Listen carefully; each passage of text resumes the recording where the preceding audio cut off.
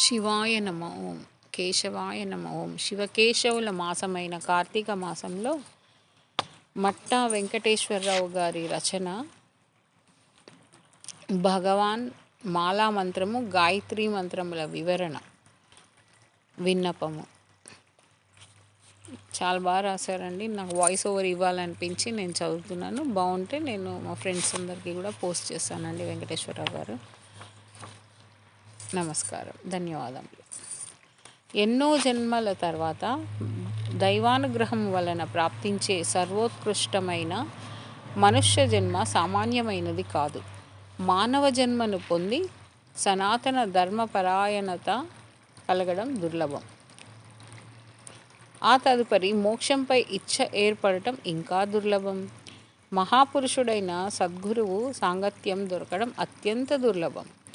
ఈ మూడు భాగ్యాలను వివేకవంతుడు మాత్రమే సద్వినియోగపరుచుకోగలడు అని జగద్గురు శ్రీ శంకర భగవత్పాదులు వివేక చూడమని మొదటి 3 శ్లోకాలలో మనకు ప్రబోధించారు. కాబట్టి సద్గురు సేవను ఒనరించుకుంటూ మోక్షేచ్ఛను బలపరుచుకున్నట్లయితే సద్గురు కృపకు మనము పాత్రులు కాగలము. ఏలనన సద్గురువు యొక్క ఏకైక లక్ష్యము కూడా అదే కనుక మనమందరము ఎంతో అదృష్టవంతులము. కాబట్టి ఏ విధంగా సద్గురువును స్తుతించాలో, ఏమి అర్థించాలో పూజ్యశ్రీ కృష్ణయాజీ అను గురువర్యులైన భగవాన్ శ్రీ వీరభద్రస్వామి ఉద్దేశించి రాసిన శ్రీ వీరభద్రస్వామిని ఉద్దేశించి రాసి ఇచ్చిన మాలా మంత్రము, గాయత్రీ మంత్రములు మనకు సర్వతోముఖ మార్గనిర్దేశకములు అయినవి. కనుకనే సర్వోత్కృష్టమైన ఈ మహిమాన్విత మంత్రములు భావార్థమును యథాశక్తిని గ్రహించుటకు మనము సన్నిధులమవుదాము. సద్గురువు కూడా మన నుండి కాంక్షించేది మనుష్య జన్మను సార్థకపరచుకోవడం, పరమానంద ప్రాప్తి రూపమైన ముక్తిని పొందడమే. శ్రీ భగవాన్ వీరభద్రస్వామికి జై. నా మనవి ఏమిటంటే, కొన్ని పారమార్థిక పదాలు మన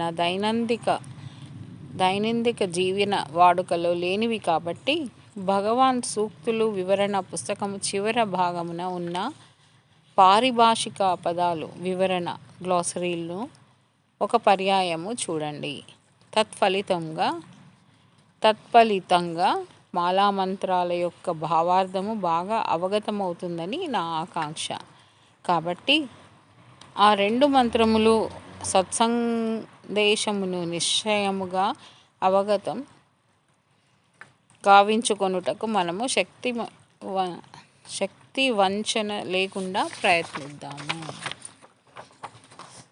మాలా మంత్రంలోని ముఖ్య అంశములు.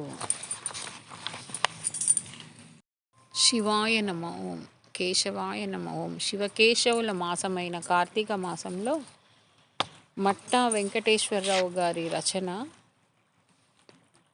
భగవాన్